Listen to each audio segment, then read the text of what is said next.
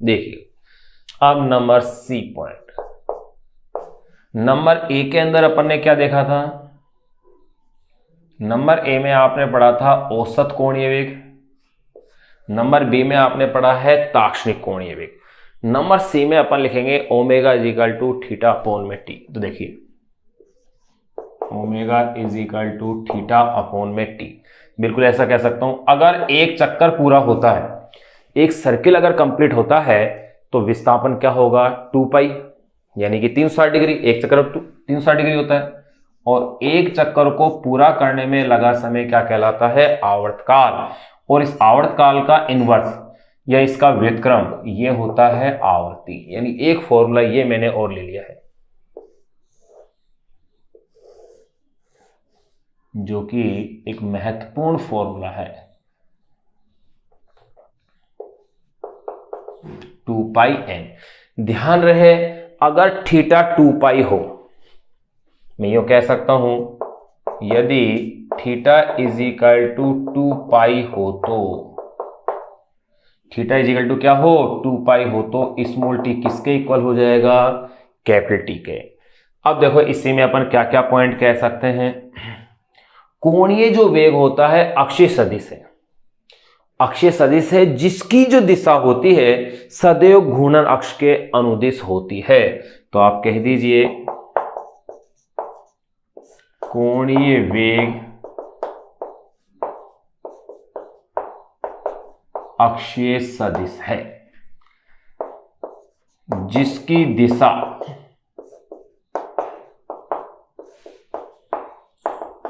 सदैव घूर्णन अक्ष के अनुदिश होती है, सदैव घूर्णन अक्ष के अनुदिश होती है। कोणीय वेग अक्षीय सदिश है जिसकी दिशा सदैव घूर्णन अक्ष के क्या होती है अनुदिश होती है। इसकी दिशा राइट हैंड थंब रूल इसी में लिख देते हैं, इसकी दिशा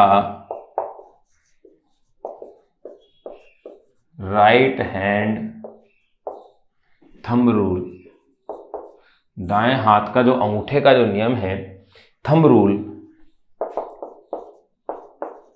से ज्ञात करते हैं।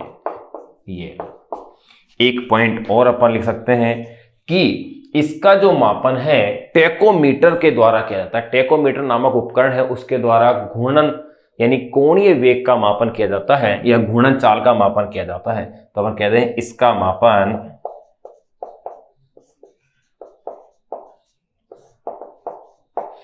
टेकोमीटर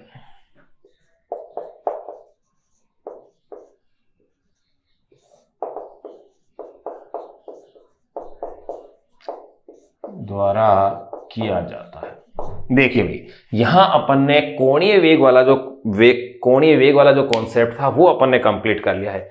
अब अपन नेक्स्ट टॉपिक के अंदर कोणीय वेग ओमेगा और रेखीय वेग v के मध्य जो संबंध है वो अपन ज्ञात करेंगे सदिश रूप में और अदिश रूप में, दोनों के अंतर्गत अपन उसे अब ज्ञात करेंगे। देखिए अपन इसके अंदर कोणीय विस्थापन और कोणीय वेग अपन जान चुके थे, कोणीय विस्थापन और कोणीय वेग अपने पढ़ लिया है। अब अपन कोणीय वेग का रेखीय वेग के साथ संबंध क्या है, कोणीय वेग का रेखीय वेग के साथ संबंध क्या है वो अपन इसके अंदर ज्ञात करेंगे। तो नेक्स्ट जो टॉपिक अपन पढ़ने जा रहे हैं वो है कोणीय वेग ओमेगा व रेखीय वेग v में संबंध।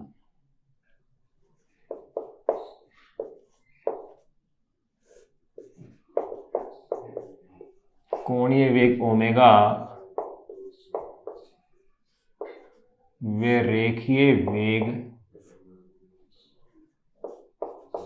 v में संबंध। कोणीय वेग ओमेगा व रेखीय वेग v में अपन वो संबंध निकालना है। ये संबंध अपन दो अलग अलग रूपों में निकालेंगे, एक तो अपन इसे ज्ञात करेंगे अदिश रूप में और एक अपन इसे ज्ञात करेंगे सदिश रूप में। तो देखिए पहले अपन इसमें बात करते हैं नंबर फर्स्ट,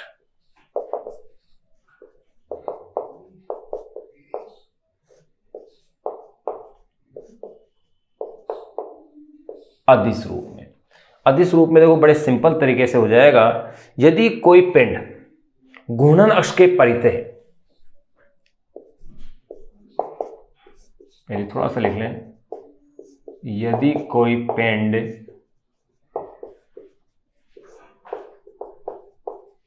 घूर्णन अक्ष के परितः है, यदि कोई पिंड घूर्णन अक्ष के परितः है, स्मॉल r त्रिज्या के, स्मॉल r त्रिज्या के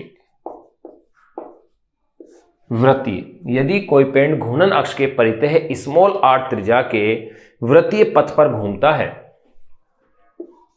कि वृत्तीय पथ पर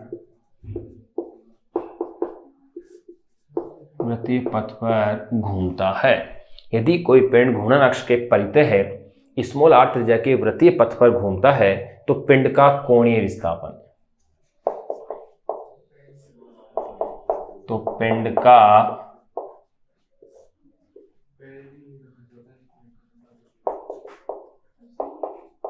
पिंड का कोणीय विस्थापन ये होगा, ये अपन जान ही चुके हैं पिछले लेक्चर में, theta is equal to s upon में आर होगा।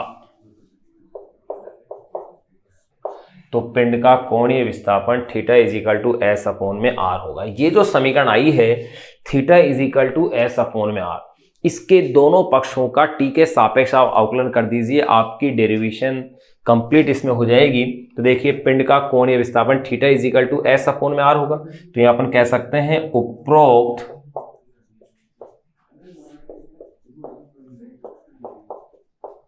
उपरोक्त समीकरण के दोनों पक्षों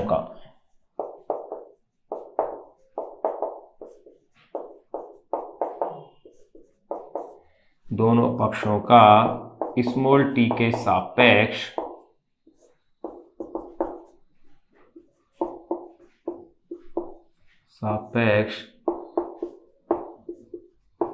अवकलन करने पर, अगर स्मॉल टी के सापेक्ष अगर अपन इसके दोनों पक्षों का अवकलन करते हैं तो देखिएगा डी थीटा अपॉन में डी टी, आर वृत्तीय पथ के लिए त्रिज्या क्या लेंगे अपन, कांस्टेंट हो गई, तो ये तो बाहर आ जाएगी और ये हो जाएगा डी एस अपॉन में डी टी।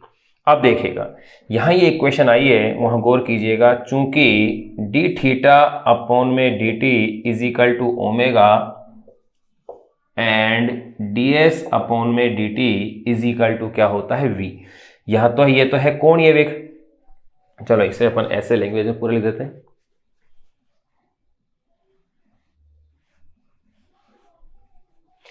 चूंकि d theta upon d t is equal to omega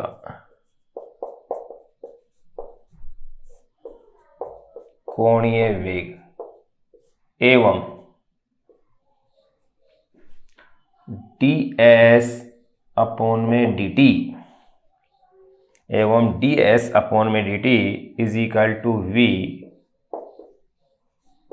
ये है रेखीय वेग। इसलिए इक्वेशन में क्या इक्वेशन आ गई, omega is equal to v upon में आर, या आप इसे कह सकते हैं v is equal to omega are.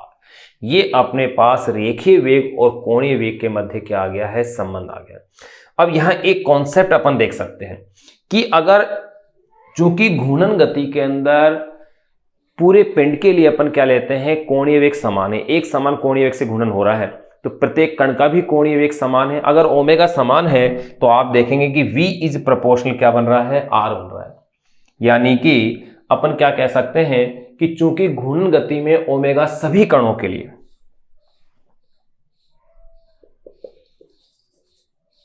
चूंकि घूर्णन गति में ओमेगा सभी कणों के लिए एक समान, सभी कणों के लिए एक समान होता है। चूंकि घूर्णन गति में ओमेगा सभी कणों के लिए क्या होता है, एक समान होता है, इसलिए v इज प्रोपोर्शनल क्या हो गया, r हो गया। v इज प्रोपोर्शनल अगर r हो गया, इसका मतलब जिस कण की घूर्णन अक्ष से लंबवत दूरी अधिक होगी उसके लिए v भी अधिक हो जाएगा। यानी यूं कह सकते हो r अगर अधिक है, जिस कण के लिए v अधिक होगा, और जिसके लिए r कम होगा, और जिसके लिए r कम होगा उसके लिए v है वो भी क्या हो जाएगा, कम हो जाएगा। लेकिन अगर यहाँ एक क्वेश्चन और आपसे पूछा जाए कि घूर्णन अक्ष पर स्थित कण के लिए, घूर्णन अक्ष पर अगर कोई कण स्थित है तो उसके लिए रेखीय वेग क्या होगा, तो उसके लिए रेखीय वेग 0 होगा, क्योंकि v is equal to omega r, और घूर्णन अक्ष के लिए स्मॉल r की वैल्यू क्या है, 0। अगर स्मॉल r की वैल्यू अगर 0 है तो v इज इक्वल टू भी वहां क्या हो जाएगा, 0 हो जाएगा। एक बार आप इसे नोट कर लीजिए ऐसे कैसे। फिर मैं इसमें इस कॉन्सेप्ट को और लिख देता हूं कि घूर्णन अक्ष के लिए क्या वैल्यूज अपन इसमें लिख सकते हैं, देखिएगा।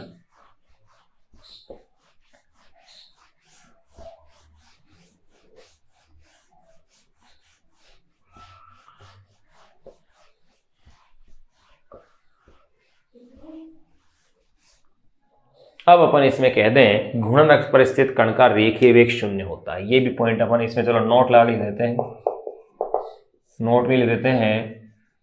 घूर्णन अक्ष पर स्थित कण का रेखीय वेग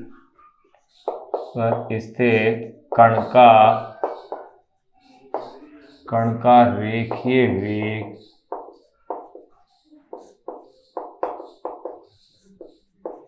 रेखीय वेग 0 होता है। ध्यान रहे जैसे ये कोई पिंड है,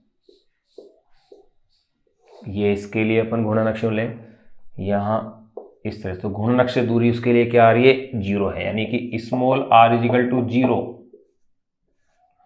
तो v इज इक्वल टू भी क्या हो जाएगा, इसके लिए 0 हो जाएगा। तो यहां अपन ने कोणीय वेग ओमेगा और रेखीय वेग v के मध्य संबंध अदिश रूप में देख लिया है। अब अपन इस संबंध को देखेंगे नंबर सेकंड सदिश रूप में। ये इंपॉर्टेंट टॉपिक होगा, यानी कि v vector is equal to omega vector cross r vector.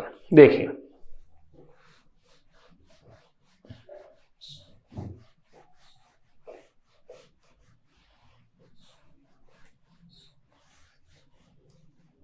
Number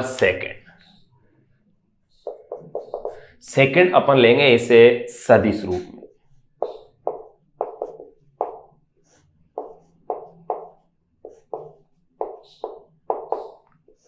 ये इंपॉर्टेंट है। देखिए भाई सदिश रूप में अपन कैसे, चलो थोड़ा सा लिख लेते हैं। माना किसी पिंड का एक कण जिसकी स्थिति, पहले थोड़ा सा इसके बारे में लिख लेते हैं। माना किसी पिंड का एक कण, माना किसी पिंड का एक कण जिसकी स्थिति,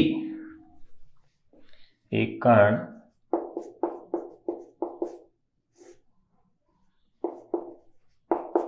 जिसकी स्थिति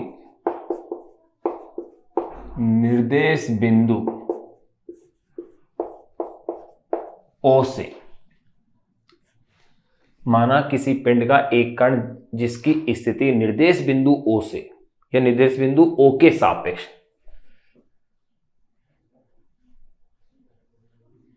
निर्देश बिंदु O के सापेक्ष, माना किसी पिंड का एक कण जिसकी स्थिति निर्देश बिंदु O के सापेक्ष कैपिटल R है। ये लो कैपिटल R वेक्टर है और वह नियत कोणीय वेग ओमेगा से, R वेक्टर है और वह नियत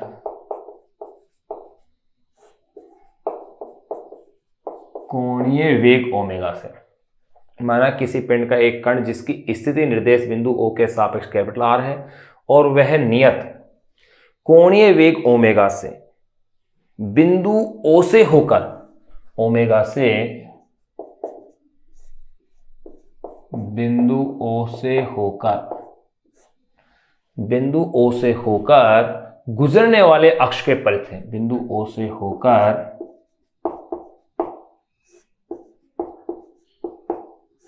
गुजरने वाले अक्ष के परित है और वह नियत कोणीय वेग ओमेगा से बिंदु O से होकर गुजरने वाले अक्ष के परित है। स्मॉल r त्रिज्या के परित है, स्मॉल r त्रिज्या के वृत्त में घूम रहा है।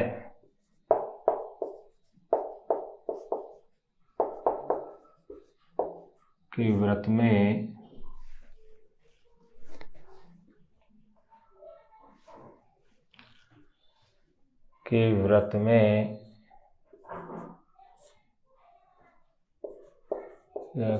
में घूम रहा है। ओमेगा से होकर गुजरने वाले अक्ष के परित है, स्मॉल r त्रिज्या के वृत्त में क्या हो रहा है, घूम रहा है। तो देखो अपन ये देखते हैं, मैंने ये मान लिया कि कोई दृढ़ पिंड है, ये अनियमित आकार का कोई मैंने दृढ़ पिंड ले लिया है और ये इसके लिए मैंने ले लिए है घूर्णन अक्ष है। इस घूर्णन अक्ष के परित है, ओमेगा कोणीय वेग से क्या कर रहा है, ये घूर्णन कर रहा है। एक कोई कण ये रहा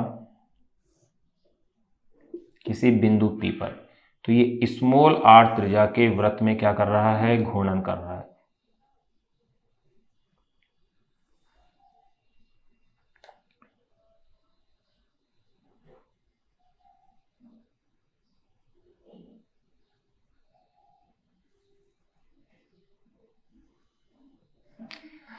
स्मॉल r त्रिज्या के वृत्त के अंदर ये इस तरह से है, ये इसका बिंदु मैं ले लेता हूं, यहां ये किसी बिंदु P के ऊपर है,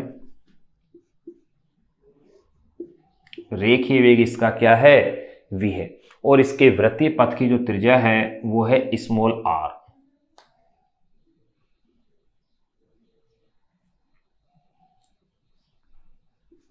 ये त्रिज्या मैंने क्या ले ली है, इसकी स्मॉल r है। अब देखिएगा इसमें मैंने क्या क्या कहा है, माना किसी पिंड का एक कण जिसकी स्थिति निर्देश बिंदु O के सापेक्ष, जिसकी स्थिति, फिर कोमा लगा ले अपन, निर्देश बिंदु O के सापेक्ष कैपिटल R वेक्टर है, कैपिटल R वेक्टर है। ये लो निर्देश बिंदु O के सापेक्ष स्थिति, यहां ये बिंदु ले लेता हूं मैं O और ये है आपके पास कैपिटल R वेक्टर।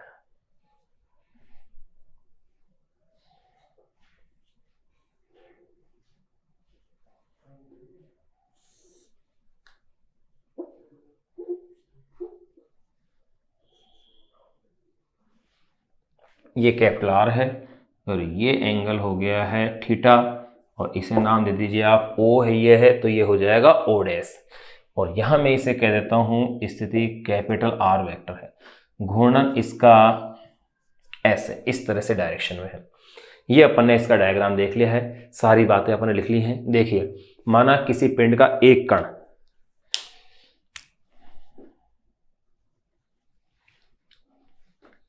माना किसी पिंड का एक कण जिसकी स्थिति निर्देश बिंदु O के सापेक्ष कैपिटल R वेक्टर है और वह नियत कोणीय वेग ओमेगा से बिंदु O से होकर गुजरने वाले अक्ष के परित है, स्मॉल r त्रिज्या के वृत्त में घूम रहा है। क्लियर।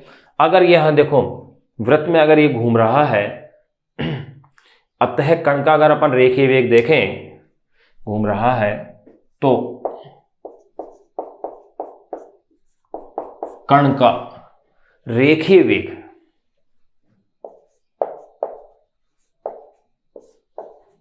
देखिए, तो कण का रेखीय वेग v इज इक्वल टू क्या होगा, ओमेगा। इक्वेशन नंबर 1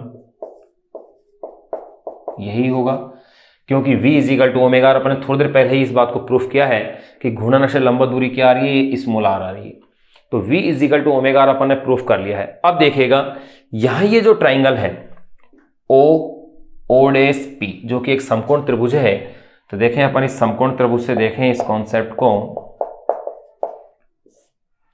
समकोण त्रिभुज क्या नाम है इसका, O डैश P से।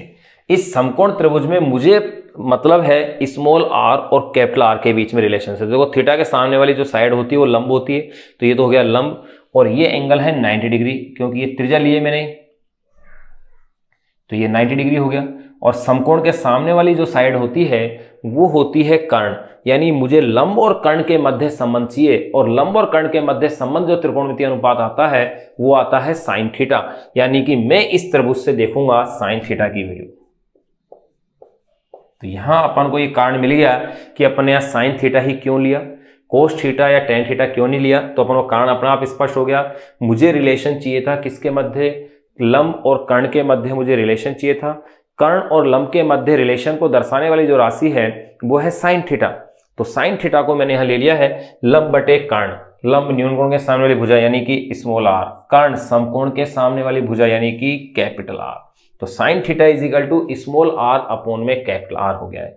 या मैं अब इसे लिख सकता हूं small r is equal to capital R sine theta. ये आ गई मेरे पास समीकरण नंबर 2। समीकरण 2 से स्मॉल आर का मान आप समीकरण 1 में रख दीजिए। समीकरण 2 से स्मॉल आर का मान समीकरण 1 में रखने पर, अगर इसमें इस मान को रखते हैं तो देखिए v is equal to omega तो है ये, स्मॉल आर की वैल्यू क्या हो गई, कैपिटल आर साइन थीटा।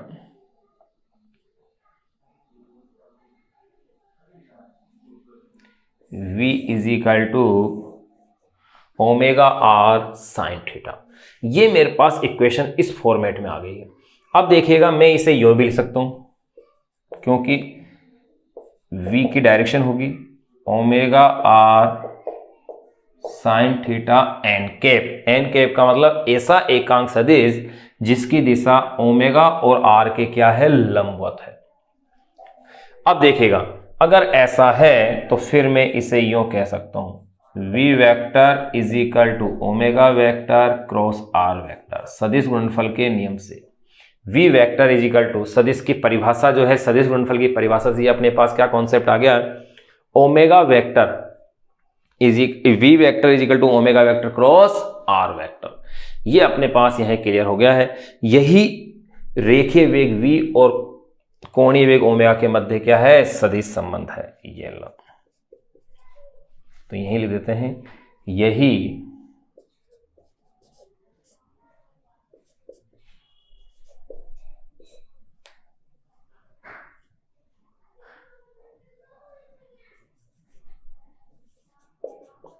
रेखीय वेग v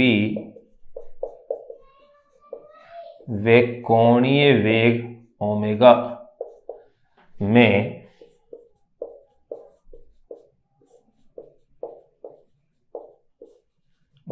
सदिश संबंध है। यहां अपन ने वही देखो, रेखीय वेग v और कोणीय वेग ओमेगा के मध्य संबंध अपन ने सदिश रूप में निकाल लिया। इससे पहले अपन ने इसको अदिश रूप में ज्ञात कर लिया था। अब अपन इसके बाद पढ़ेंगे कोणीय त्वरण है क्या, फिर कोणीय त्वरण और रेखीय त्वरण के मध्य जो संबंध है उसको भी फिर अपन ज्ञात करेंगे। एक बार आप इसे नोट कर लें, इसका स्क्रीनशॉट ले लें, ऐसे कैसे। फिर अपन नेक्स्ट टॉपिक पढ़ने जा रहे हैं और वो होगा कोणीय त्वरण।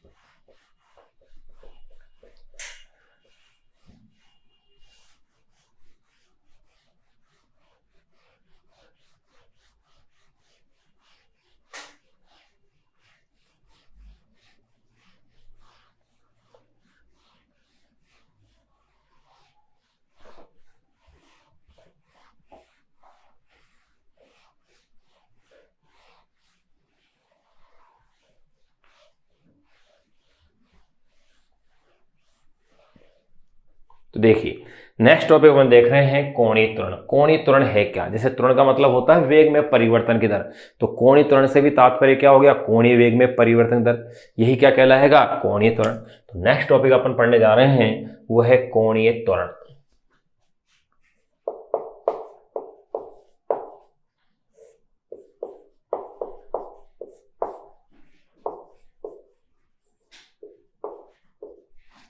एंगुलर एक्सेलरेशन, और इसे रिप्रेजेंट करते हैं अपन अल्फा से। देखिए कोणीय त्वरण क्या? कोणीय वेग में परिवर्तन की दर।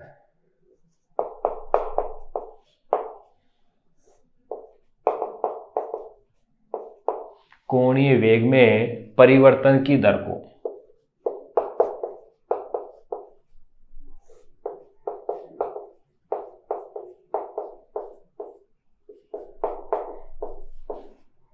को कोणीय त्वरण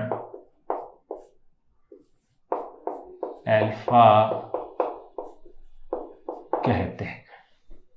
ये सिंपल अपने परिभाषित दिए, कोणीय वेग में परिवर्तन की दर को कोणीय त्वरण अल्फा कहते हैं।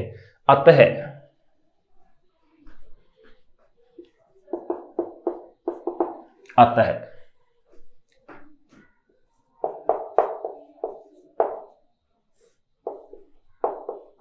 कोणीय त्वरण इज इक्वल टू, मेरे पास फॉर्मूला हो गया है कोणीय वेग में परिवर्तन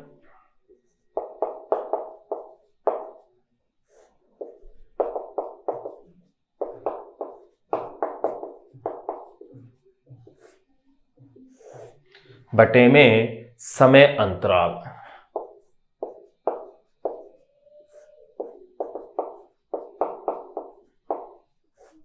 कोणीय वेग में परिवर्तन बटे में क्या आ गया मेरे पास? समय अंतराल, यानी कि मैं इसे इस तरह से लिख सकता हूं। अब देखिएगा, अगर ये मैंने परिभाषा के रूप में यहां अगर फॉर्मूला लिख दिया है, अब अगर मैं इसमें बात करूं औसत कोणीय त्वरण क्या होगा और ताक्षणिक कोणीय त्वरण क्या होगा, तो वो भी मैं निकाल सकता हूं। कि अगर मैं मान लूं कि समय t1 पर उसका कोणीय वेग ω1 है और समय t2 पर कोणीय वेग ω2 है, तो alpha is equal to ω2 minus ω1 upon में t2 माइनस t1 हो जाएगा। तो देखिए नंबर ए, पहले मैं बात करता हूं इसकी, या नंबर फर्स्ट कह दूं, चलो नंबर ए और बी ले लेते हैं। नंबर ए मैं ले लेता हूं औसत कोणीय त्वरण के रूप में। तो मैं कह दूं यदि समय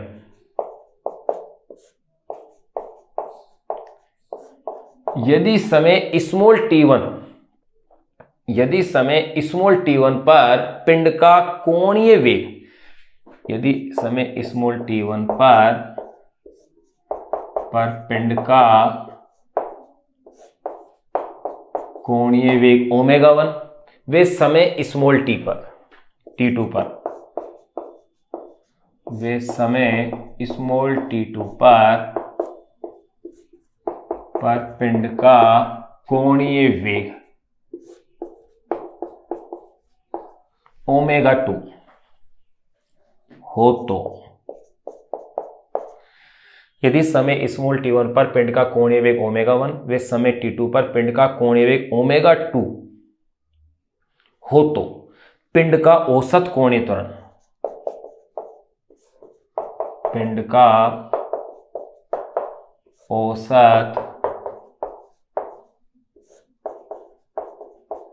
औसत कोणीय त्वरण, ये लिखा जाएगा alpha average is equal to ω2 minus ω1 upon में t2 माइनस t1, या इसे मैं कह सकता हूं alpha average is equal to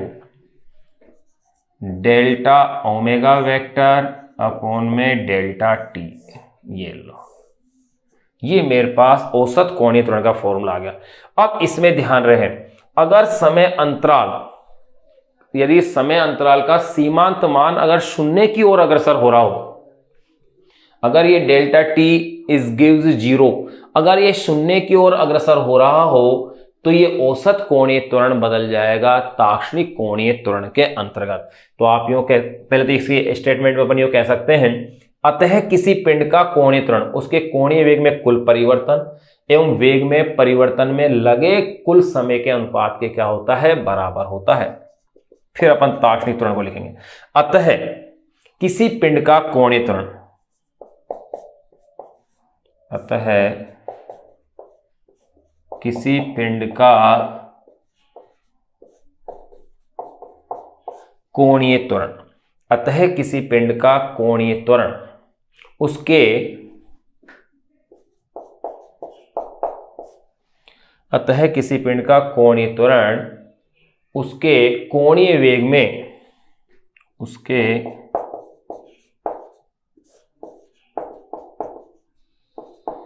कोणीय वेग में कुल परिवर्तन, अतः किसी पिंड का कोणीय त्वरण उसके कोणीय वेग में कुल परिवर्तन एवं वेग परिवर्तन में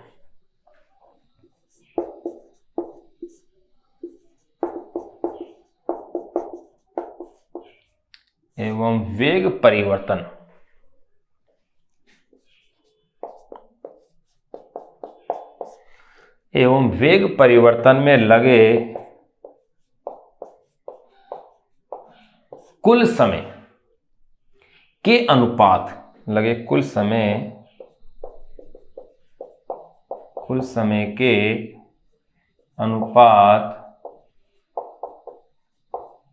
के बराबर होता है। ये अपन ने औसत कोणीय त्वरण को क्या है, जान लिया है। अब नंबर बी अपन जान लेंगे इसमें ताक्षणिक। इसके लिए वही लैंग्वेज कि यदि औसत कोणीय त्वरण क्षणिक समय डेल्टा टी इज गिव्स 0 पर ताक्षणिक कोणीय त्वरण कहलाता है। या यूं कह सकते हैं समय अंतराल किधर अग्रसर हो रहा हो, शून्य की ओर अग्रसर हो रहा हो। तो देखिए नंबर बी ताक्षणिक की बात कर रहे हैं अपन। यदि औसत कोणीय त्वरण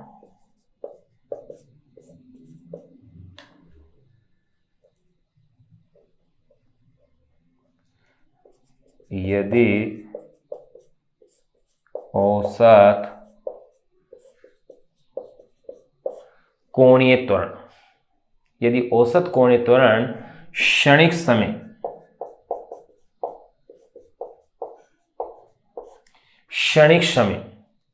डेल्टा टी 0, यानी कि ये समय अंतराल किधर अग्रसर हो रहा हो, शून्य की तरफ हो।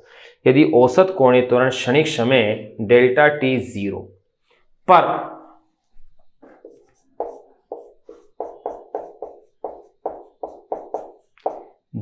पर ताक्षणिक कोणीय त्वरण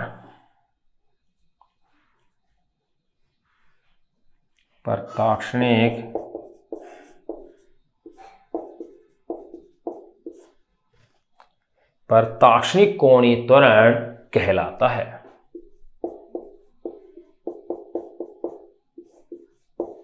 ताक्षणिक कोणीय त्वरण कहलाता है यदि औसत कोणीय त्वरण क्षणिक समय 0 पर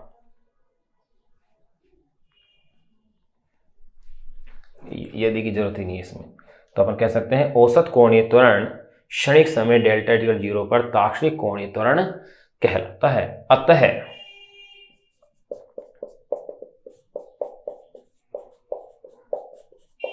अतः ताक्षणिक कोणीय त्वरण अल्फा इजिकल टू, देखो अल्फा वेक्टर इजिकल टू अगर मैं बात करूं तो ये जो लिमिट है यानी कि जो सीमांत मान है वो अगर समय का सीमांत मान शून्य की ओर अग्रसर हो रहा है तो देखो डेल्टा ओमेगा वेक्टर अपॉन में डेल्टा टी, तो ये चेंज हो जाता है डी के अंदर, डी ओमेगा वेक्टर अपॉन में डी टी। इस फॉर्मेट में ये वैल्यू अपने पास लिखा आ जाएगी, या इसे अपन कह सकते हैं alpha is equal to d omega upon में डी टी। एक बार आप इसे नोट कीजिए, ये अपन ने अभी जाना है कोणीय त्वरण है क्या उसके बारे में।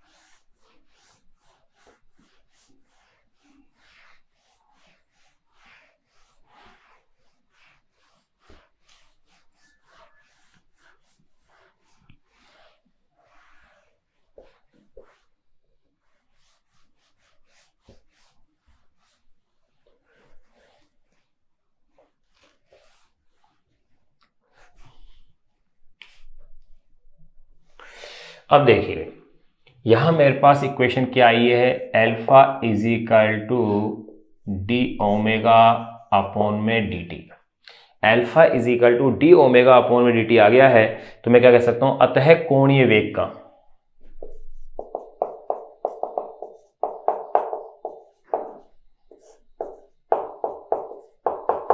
आप यहां क्लियर क्या देख रहे हैं कि कोणीय वेग का समय स्मॉल टी के सापेक्ष अवकलन गुणांक जो आ रहा है वो अवकलन गुणांक ही क्या है, कोणीय त्वरण के बराबर होता है। तो मैं कह सकता हूं इस फॉर्मूले से, अतः कोणीय वेग का समय स्मॉल टी के सापेक्ष, समय स्मॉल टी के सापेक्ष, अतः कोणीय वेग का समय स्मॉल टी के सापेक्ष अवकलन गुणांक के सापेक्ष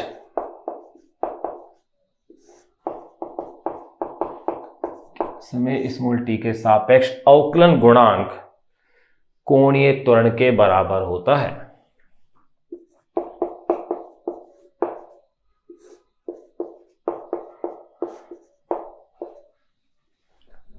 कोणीय त्वरण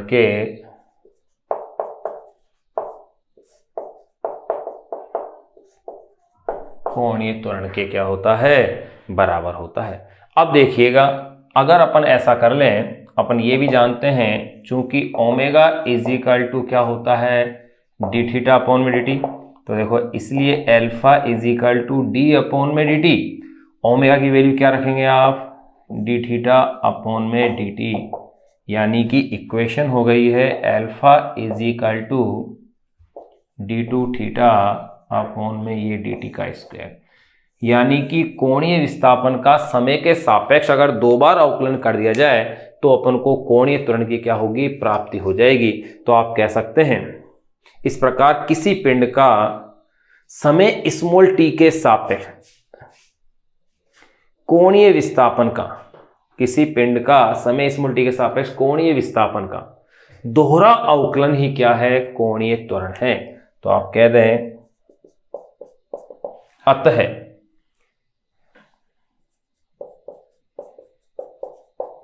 इस प्रकार किसी पिंड का, अतः इस प्रकार किसी पिंड का समय स्मॉल टी के सापेक्ष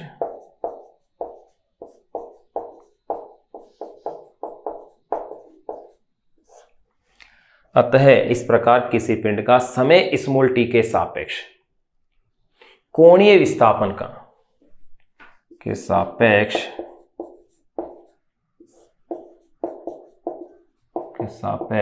कोणीय विस्थापन का दोहरा, यानी उसका डबल, कोणीय विस्थापन का दोहरा यानी उसका डबल कह सकते हैं, उसका दोहरा अवकलन, कोणीय विस्थापन का दोहरा अवकलन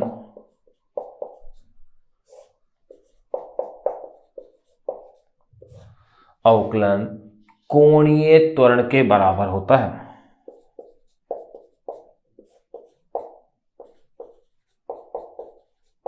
कोणीय त्वरण के बराबर होता है, ये लो। अतः इस प्रकार किसी पिंड का समय स्मॉल टी के सापेक्ष कोणीय विस्थापन का दोहरा अवकलन कोणीय त्वरण के क्या होता है, बराबर होता है। यहां अपन ने कोणीय त्वरण वाला कॉन्सेप्ट है वो अपन ने कंप्लीट कर लिया है। अब अपन इसमें रेखीय त्वरण और कोणीय त्वरण के मध्य जो संबंध है उसे अपन ज्ञात करेंगे। जिस प्रकार अपन ने रेखीय वेग और कोणीय वेग में संबंध ज्ञात किया था, ठीक उसी प्रकार से इसे अपन ज्ञात करेंगे। ध्यान रखना, वहां अपन ने अदिश रूप में भी ज्ञात किया था, सदिश रूप में भी ज्ञात किया था। यहां पर भी अपन अदिश और सदिश दोनों ही रूपों के अंतर्गत उसे अपन ज्ञात करेंगे।